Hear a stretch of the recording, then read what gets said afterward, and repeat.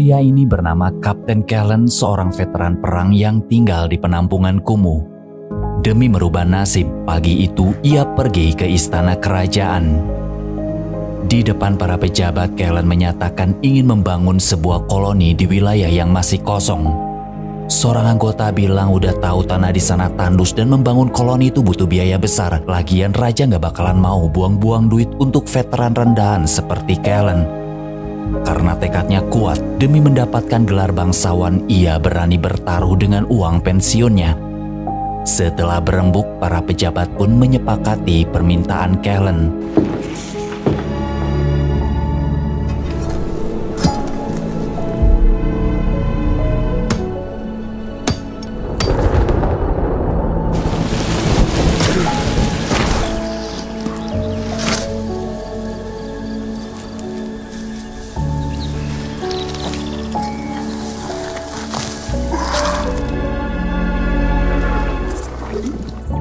Di sebuah wilayah yang terkenal tandus, usai memeriksa kondisi tanah, malamnya ia mendengar teriakan seseorang dan setelah diperiksa, ternyata itu anak perempuan yang berusaha menjebak Kellen.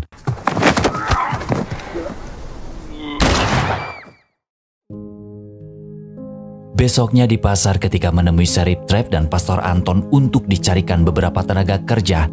Karena butuh personil lagi, Pastor Anton nawarin katanya ada pasangan suami istri yang lagi butuh pekerjaan. Setelah ketemu, Anton ngejelasin mereka adalah Yohanes dan Anna yang kabur dari majikannya karena majikannya jahat. Berhubung mereka buronan, Kellen gak mau ngasih upah, cuman bisa ngasih makan dan tempat tinggal. Meski gak dibayar, terpaksa Yohanes dan Anna sepakat melayani Kellen. 4 bulan kemudian, kabar tentang rencana Kellen diketahui Frederick, seorang bangsawan yang langsung menyuruh ajudannya untuk memata-matai Kellen. Di ladang sewaktu kerja karena sup yang dibikin Anna kurang enak, Kellen protes membuat Anna marah lalu bilang kalau punya selera tinggi harusnya beli seekor sapi dong. Malamnya sambil ngobatin luka di punggung Yohanes, Anna ngeluh soal Kellen yang tidak membayar jasa mereka tapi banyak maunya. Mendengar itu Yohanes bilang sabar dulu daripada ntar ketangkep mantan majikannya. Kata Pastor Anton, tempat Kellen udah paling aman. Di malam hari melihat bocil nyolong ayam karena lolos, Kellen pun pergi ke gudang memarahi karyawannya. Tetapi malah ada yang bilang mereka takut sama anak itu soalnya dilindungi iblis. Man maakt comfortabel på den slags. Besoknya ketika kerja, Anna dan Yohanes bersembunyi setelah melihat kedatangan Mayor Pressler. Di sana Pressler menyampaikan pesan bahwa Kellen diundang makan malam oleh Tuan Frederick. Dan Tuan Frederick lagi mencari pembantunya yang diduga lari ke daerah sini. Yakin yang dimaksud itu Yohanes dan Anna, Kellen pun pura-pura tidak tahu. Di istana ketika sedang melihat lukisan, datang seorang perempuan bernama Edel untuk mengantar Kellen ke ruangan Frederick. Awal ketemu karena sudah tahu latar belakang Kellen dari keluarga miskin yang berambisi menjadi seorang bangsawan. Dengan sombong Kellen negasin tentang seorang bangsawan yang sebenarnya lahir dari keturunan darah bangsawan lagi, bukan dari kalangan menengah apalagi kalangan bawah. Dengan tenang walau dihina, Kellen tetap santuy yang justru malah membuat Frederick merasa terpojok sehingga ia mengalihkan pembicaraan dengan ngenalin Edel sebagai calon tunangannya. Tetapi Edel malah ngomong kalau nggak dijodohin ayahnya dia pun ogah tunangan sama si Frederick. Mendengar itu karena marah dia membalas Helen dengan mengatakan, ya iyalah ya Helen kan mata duitan. Kemudian situasi makin memanas saat Frederick mengatakan bahwa Kellen udah membangun di tanahnya tanpa izin.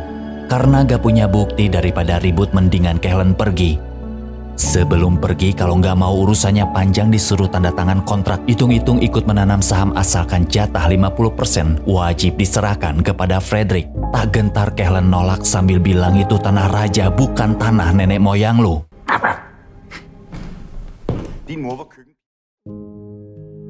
Di luar supaya bisa ketemu lagi, kebetulan bulan depan ada festival panen. Edel sengaja mengundang Kellen.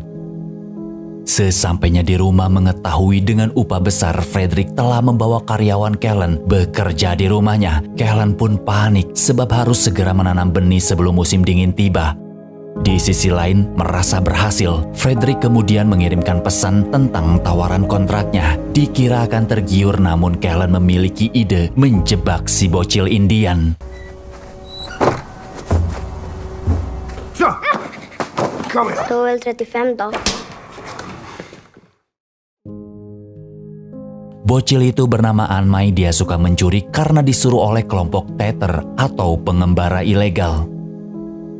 Besoknya di markas Tether karena butuh tenaga kerja, Kellen bernegosiasi dan ketika ketuanya bilang selain dikasih imbalan dia pun pengen medali yang menempel di baju Kellen, Kellen pun setuju.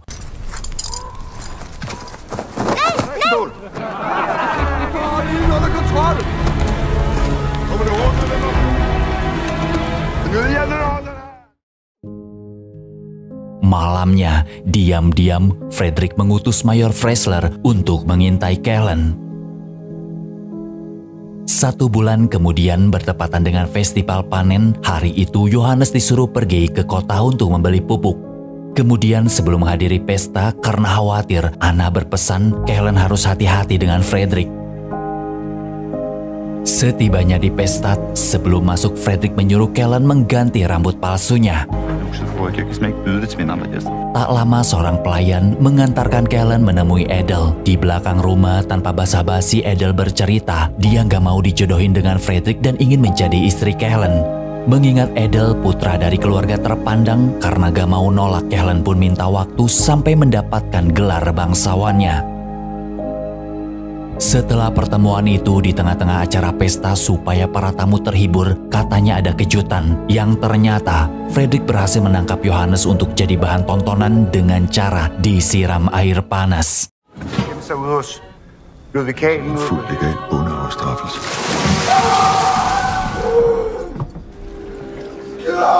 Til for de smukke piger. Gør det en gang til for de smukke piger.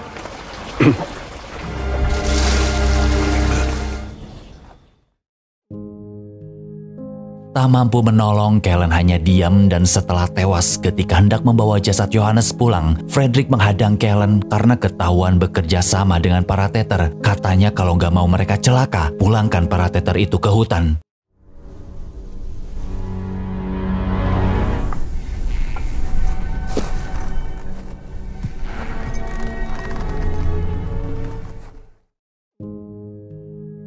Kematian Johannes membuat para Tether takut dan memilih pergi.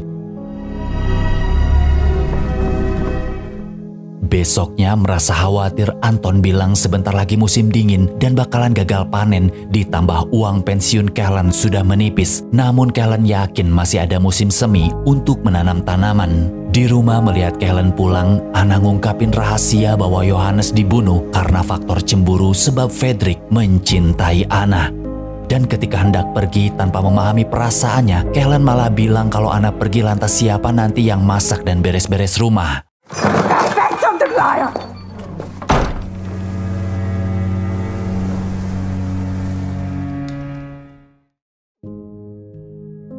Di depan makam Johannes, takut Kellen tanda tangani kontrak.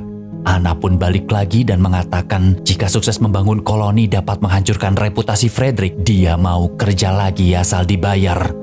Di gudang Kellen nunjukin sekarung kentang yang kabarnya di Denmark budidaya kentang masih asing, hanya terkenal di Prancis dan Jerman. Selain itu keunggulan kentang bisa bertahan lama, apalagi mau menghadapi musim dingin. Di suatu malam, Anmai datang lagi yang katanya dia kabur gara-gara mau dijual oleh para Tether. Tetap saja Kellen mengusir keluar. Besok pagi karena gak tega, akhirnya Kellen mau menampung Anmai. Vad gör du? Är det en idiot?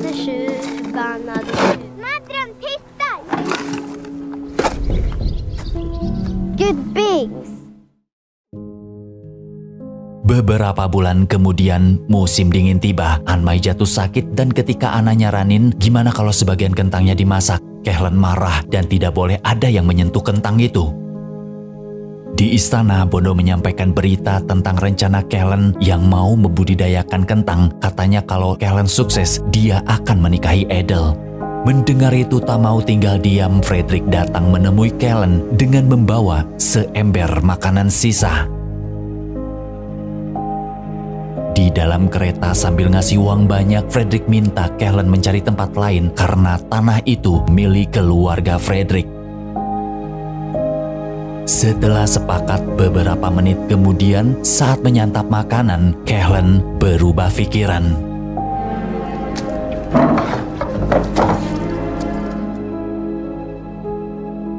Pagi itu karena gelisah demi kesembuhan Anmai, terpaksa Kellen menyembelih kambing kesayangannya. Di malam hari ketika Anmai bertanya kapan raja mengirim koloni, Kellen pun menjawab setelah tanah ini terbukti bisa ditanami. Melihat itu, Anna jadi kagum. Selain ambisius, ternyata Kellen pria baik. Satan, 100. När kommer de upp?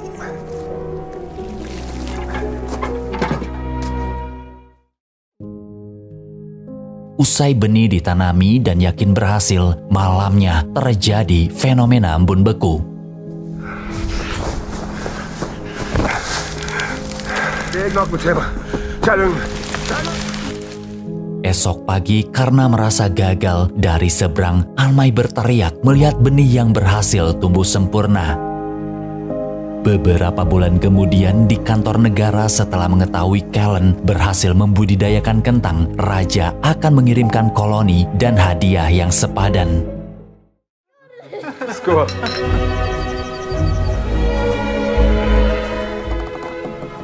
Velkommen in kongens hus. Di awal kedatangan koloni, saat melihat keberadaan Anmai, satu orang bernama Tommy bilang, ngapain anak itu di sini? Dia dari suku yang dikenal pembawa malpetaka, jadi harus segera diusir. Mendengar itu merasa bingung, terpaksa Kellen bilang akan mengurungnya di dalam rumah. Malamnya supaya nggak sedih, Kellen dan Anna berusaha menghibur Anmai. Di sisi lain, melihat Frederick terpukul atas kesuksesan Kellen, Edel nyaranin supaya damai aja. Tetapi Frederick tak tahu kondisi, malah memaksa Edel pengen cepet-cepet nikah. Karena ditolak, asisten Edel jadi sasaran amarahnya.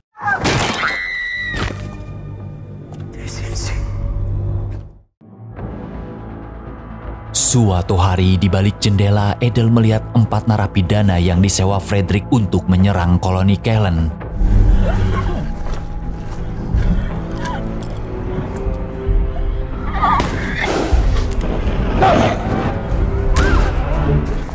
Peter! Akibat penyerangan itu 2 orang tewas dan yakin perbuatan Frederick, Kellen berani melabraknya. Ved du hvad jeg tror? Jeg har slået 2 uskyldige civile ihjel.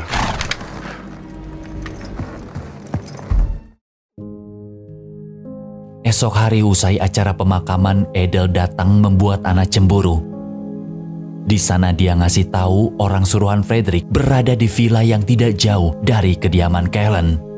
Siangnya di hutan ketika sebagian orang diminta menemani Kellen memeriksa villa itu, Tommy nolak karena dipikir si anak Indian lah sumber dari malapetaka dan Kellen harus memilih antara mengusir Anmai atau semua orang pergi. Di rumah karena gak ada pilihan lain, terpaksa harus mengorbankan Anmai, membuat Anna sangat kecewa. Er det en adelig titel?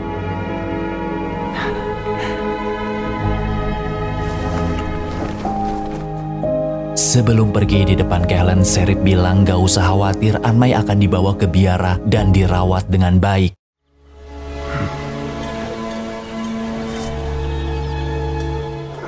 Der er mange andre børn. Nu skal du være stærk. Kemudian malamnya di villa, Kellen dan 2 orang anggota koloni menyerang anak buah Frederick.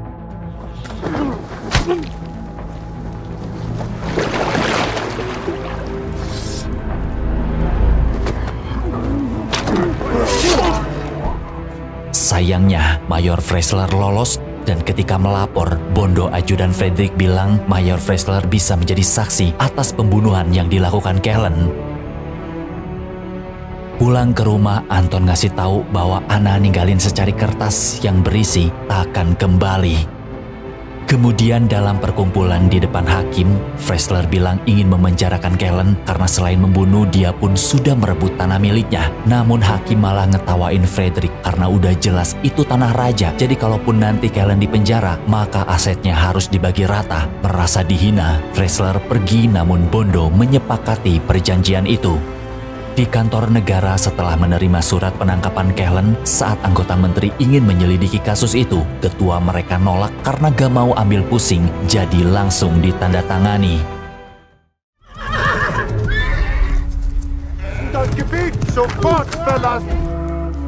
Og forseglet af kongens rentekammer.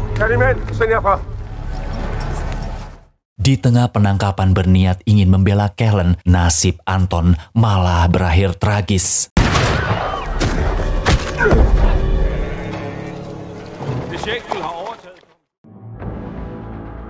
Dalam posisi terikat sebelum dikirim ke pengadilan, di sana Fredrik berjanji akan membebaskan Kellen asalkan perkara tanah itu diklaim menjadi miliknya. Karena Kellen nolak, maka dia akan mengalami nasib sama seperti Johannes dulu.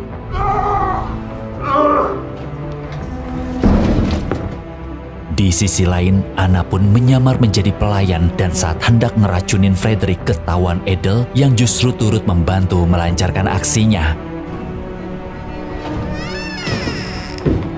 Di dalam kamar ketika Edel membahas tentang pernikahan, Fredrik mulai terpancing dan langsung meminum anggur yang sudah diracuni. Di sanalah aksi Anna dimulai.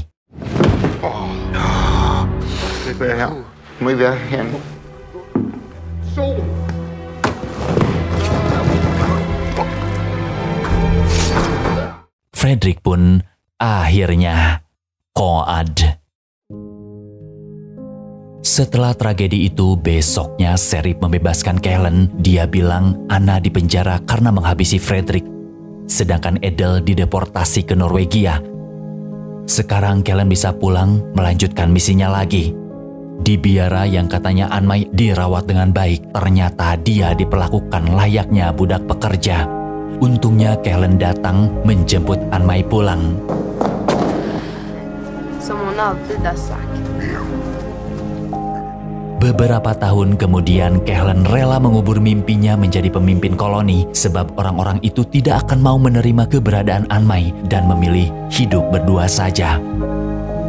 Hingga di suatu hari ada seorang pemuda tampan bersama teman-temannya datang untuk menawarkan jasa perbaikan rumah. Si pemuda itu menarik perhatian Anmai. Besoknya utusan raja datang menyampaikan pesan penting. Karena Kellen selalu nolak mendirikan koloni di tanah itu, kali ini selain jabatan tinggi, raja akan memberikan imbalan yang sangat besar. Di dalam rumah, Sheriff memberikan surat dari pengadilan bahwa upaya Kellen ingin mengurangi masa hukuman Anna ditolak. Karena tawaran raja tidak bisa ditukar dengan kebebasan Anna, lebih baik Kellen fokus, jangan menyia-nyiakan kesempatan besar menjadi seorang bangsawan dan pemimpin koloni. Mendengar percakapan itu takut jadi penghalang, Anmai pun mutusin ninggalin Kellen dan pergi dengan para pemuda itu.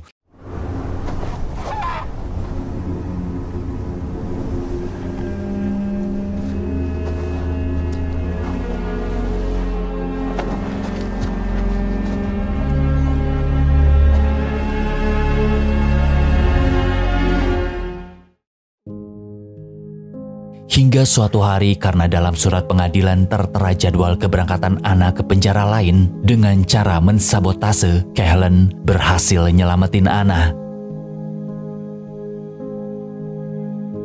Diceritakan Kapten Ludwig Kellen meninggalkan tanah itu pada tahun 1763 dan gelar bangsawannya dibatalkan.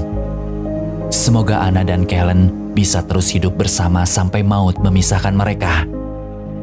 Dan cerita pun berakhir.